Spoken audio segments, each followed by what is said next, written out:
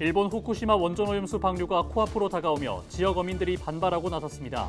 수산물 시장 상인들도 벌써 소비자가 줄었다며 걱정이 가득합니다. 지난해 전북도 내 14개 시군 가운데 인구가 늘어난 곳은 김제와 완주 단 2곳뿐입니다. 김제의 경우 최근 인구 증가세가 주춤하고 있는 상황인데 시의회에서는 실효성 여부에 대한 질의가 이어졌습니다. 21년 동안 미제 사건이었던 일명 백경사 피살 사건의 범인이 드러났습니다. 전북경찰청은 22일 백선기 경사를 살해한 혐의로 이정학을 검찰에 송치할 예정입니다. 지난 21일 부안군 격포항 인근 해상에서 50대 선원이 밧줄을 당기는 기계에 몸이 끼어 숨졌습니다.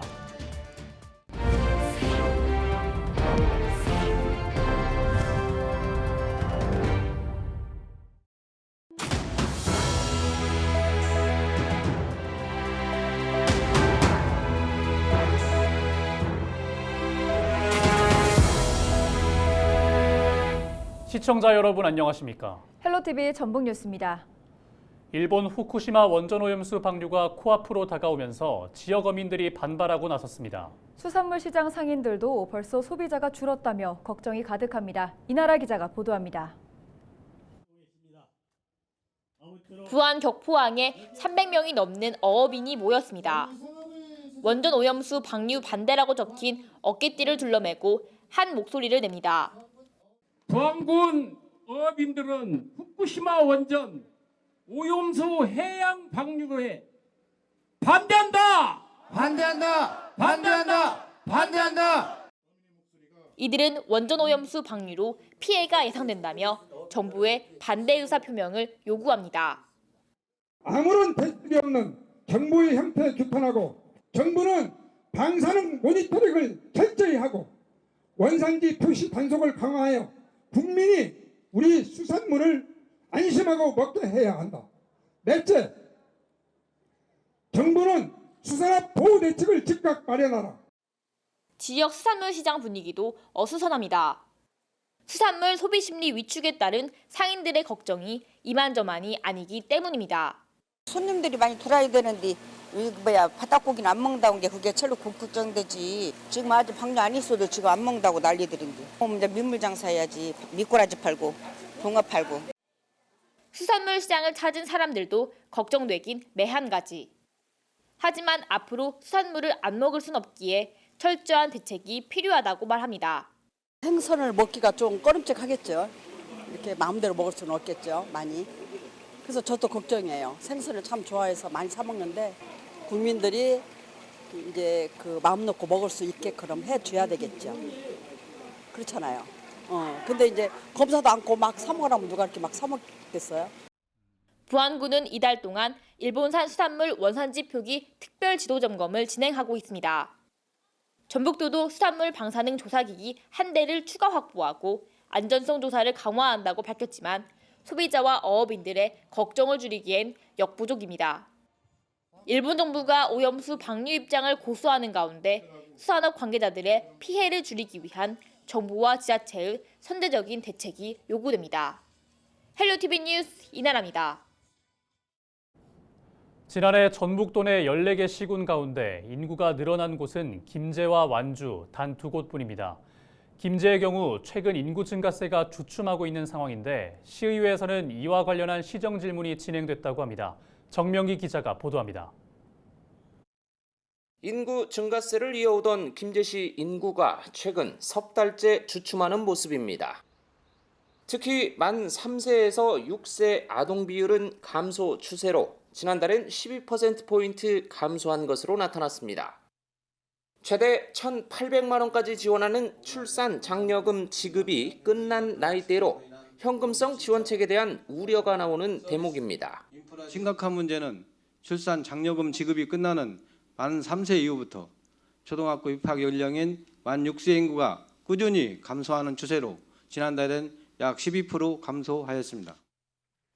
과도한 현금성 지원은 한계가 있기 때문에 공공산후조리원이나 돌봄센터와 같은 지속 가능한 정책에 더 관심을 가져야 한다는 것. 김제시는 이런 제언에 공감을 표시하면서도 지원금을 줄이거나 중단하는 데 대해선 신중한 입장을 보였습니다. 출산 장려금 지원 관련 조례를 2024년부터 부부 모두 1년 이상 주소를 두어야만 신청할 수 있도록 지원 대상을 축소하여 개정하였습니다. 미래지향형 인구전략 설계 용역 결과를 바탕으로 가족 친화형 인프라 조성도 내실 있게 추진해 나가겠습니다. 올해 들어 3월까지 사망자가 출생아보다 더 많아 370여 명이 자연 감소했지만 공공임대주택 신축 등의 영향으로 800명 넘게 증가했다는 김제시. 이후 인구 정체 현상을 보이곤 있지만 현금성 지원을 포함한 인구 유입 정책이 긍정적 영향을 미친 것으로 판단하고 있습니다. 오늘날 인구 8만이 무너진 남원, 5만이 무너진 부안 등 타 지자체의 상황까지 감안한다면 전 방위적인 인구정책 추진과 인구정책 지원금 지급도 지금의 인구 증가에 긍정적 영향을 주었다고 판단합니다. 2018년부터 4년 동안 해마다 약 1,500명의 인구가 줄면서 8만 명 붕괴가 우려됐던 김제시. 그렇지만 이후 1,000여 명이 늘면서 지난달 기준 8만 1,800여 명대에 머물고 있습니다. 김제시는 출산 장려책을 포함한 현재 시행 중인 인구 증가책을 보강하는 한편 아이와 부모를 위한 주거와 문화, 복지 등을 망라한 기반 조성에 힘쓰겠다는 뜻도 밝혔습니다. 헬로티비 뉴스 정명규입니다. 김제시의회는 전라북도가 새만금 특별지방자치단체 추진 협약을 강요하는 밀실행정을 벌였다며 자치권 농단 사태를 규정하고 이를 규탄하는 결의안을 22일 채택했습니다. 시의회는 최근 열린 새만금 권역 세계시군 부서장 간담회 자리에서 전라북도 자치행정국장이 도에서 일방적으로 작성한 새만금 권역 세계시군 발전을 위한 협약서를 공개했다고 밝혔습니다. 그러면서 김제시 측에 시의회와 김제시민에겐 공개하지 말 것을 당부하는 한편 시의장과 비공식적으로 만나 새만금 행정구역 결정은 보류하고 새만금 특별지자체 설치를 추진하자는 제안을 해왔다고 폭로했습니다. 시의회는 김제시의 자치권 행사를 협약이라는 명목을 앞세워 새만금 동소도로와 신항만 관할 결정을 보류시키려는 것이라며 이면에는 새만금 신항만에 대한 관할권을 주장하는 군산시 의견에 전라북도가 동조하는 것 아닌가 의구심을 떨쳐낼 수 없다고 주장했습니다. 김제시의회 현장 발언 직접 들어보시죠. 중앙분쟁조정위원회에서 법과 원칙에 따라 심의 중인 사항에 대해 뒤에서는 결정 보류를 주장하는 등 김제시의 법적 권리까지 빼앗아가려 하면서 표면적으로는 새만금 특별지방자치단체 추진을 하자는 협약서를 들이밀고 협약을 강요하는 것은 마치 조선이 나라를 빼앗긴 미실야합의 결과물인 을사득약과 무엇이 다르단 말인가. 21년 동안 미제 사건이었던 일명 백경사 피살 사건의 범인이 드러났습니다. 전북경찰청은 22일 백성기 경사를 살해하고 총기를 탈취한 혐의로 이정학을 검찰에 송치할 예정이라고 밝혔습니다. 경찰은 지난 2월 백경사 살인범은 이정학이라는 편지를 받고 결정적 증거인 총기를 확보했습니다. 제보자와 살인범으로 지목된 이정학은 2001년 대전 은행강도 살인사건의 범인으로 서로를 범인으로 지목했는데 경찰은 대질 조사와 사건 기록 등으로 피해자 단독 범행으로 판단했다고 전했습니다. 지난 21일 낮 1시 40분쯤 부안군 격포항 인근 해상에서 한 어선의 50대 선원이 닻을 올리다 밧줄을 당기는 기계에 몸이 끼어 숨졌습니다. 신고를 받고 출동한 부안해양경찰서는 경비함정과 구조정 등을 현장에 급파해 선원을 격포항으로 이송하고 병원으로 옮겼지만 끝내 숨졌다고 밝혔습니다. 해경은 정확한 사고 경위 등을 조사하고 있습니다. 전북도의회 인사청문위원회는 22일 이남호 전북연구원장 후보자의 인사청문 경과 보고서를 채택했습니다.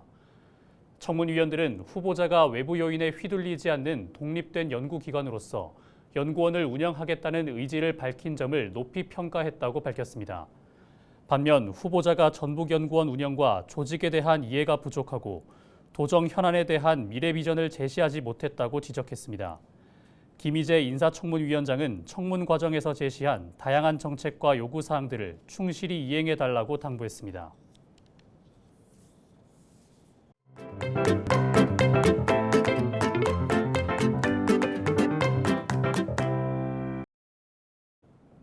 지난해 여름 집중호우로 서울 관악구 반지하 주택에서 일가족 3명이 숨지는 안타까운 사고가 발생했습니다. 서울시는 사고 직후 재발 방지를 막겠다며 반지하 주택에 대한 침수 방지 대책에 나섰습니다. 1년 가까이 지난 지금 반지하 주택의 침수 위험은 얼마나 해소됐을까요? 기자가 간다에서 현장 취재했습니다. 김호 기자가 보도합니다. 지난해 여름 서울에 쏟아진 폭우로 관악구 반지하 주택에 살던 일가족 3명이 안타깝게 목숨을 잃었습니다. 순식간에 밀려온 빗물로 출입문이 막히고 고정된 방범창 때문에 창문도 열지 못해 참변을 당했습니다. 지난해 일가족 3명이 숨진 반지하 주택입니다. 현재 내부는 비어있는 상태고 창문을 보시는 것처럼 나무 판자로 막혀 있습니다. 자, 안으로 들어가 보실까요? 자, 출입문 역시 보시는 것처럼 큰 나무 판자로 막혀 있어 외부인이 출입이 통제된 상태입니다. 사고 발생 1년이 지났지만 주민들은 아직도 그날의 비극을 잊지 못합니다. 시신이 나가는 것까지 봤거든요. 여기서 안타깝죠. 장애인도 있었었고 그 당시에 반지하 사는 사람들의 애환이죠.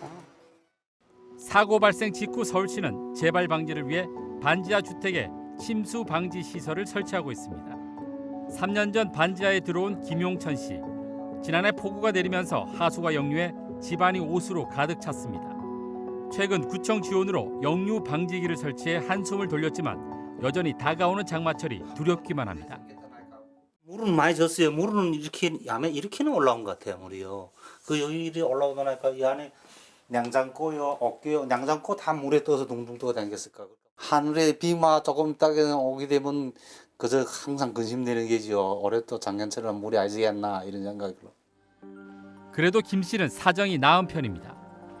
이 반지하 주택은 비만 오면 물이 새지만 아직도 침수 방지 시설이 설치되지 않았습니다. 최근 내린 비에 바닥과 천장은 곰팡이가 피어 얼룩덜룩하고 장판을 걷어보니 바닥은 물기가 흥건해 썩어가고 있습니다. 말도 못해 잠을 못 자요. 비만 오면요. 저거 새서 들어올까 봐요.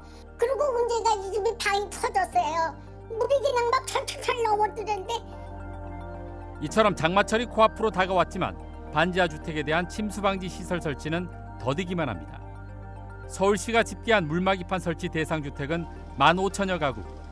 이 가운데 설치가 완료된 곳은 3,400여 가구로 설치율은 22%에 불과합니다. 자치구별로는 은평구가 8.8%, 양천과 강서구가 각각 2.7% 등 10개 자치구의 설치율이 한 자릿수에 그치고 있습니다. 서울시는 집중호우 전 최대한 설치율을 높이겠다는 계획이지만 40%가량은 침수 방지 시설 없이 장마를 맞아야 할 상황입니다. 주인이 부재인 경우도 있고 집주인을 만나도 집값이 떨어질까 봐 또 그 부분에 대한 거를 또 설치를 또 거부하는 분들도 또 있더라고요. 더 큰 문제는 수해 방지 시설 설치가 근본적인 해결책이 될 수 없다는 겁니다. 또 하천으로 어떻게 좀 이게 다 하천으로 물이 나가는 거잖아요.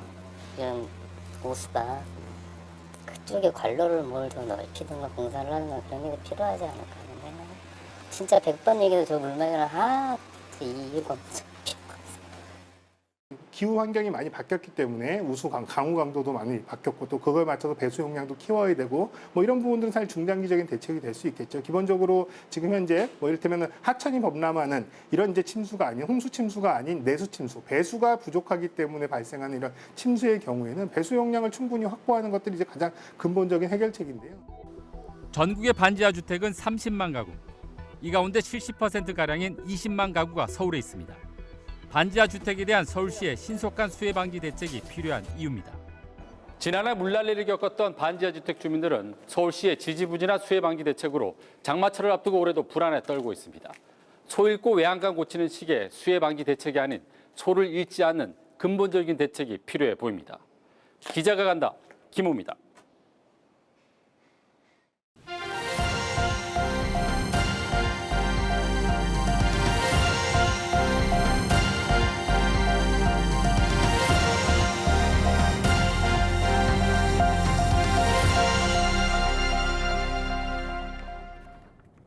이어서 날씨 전해드립니다.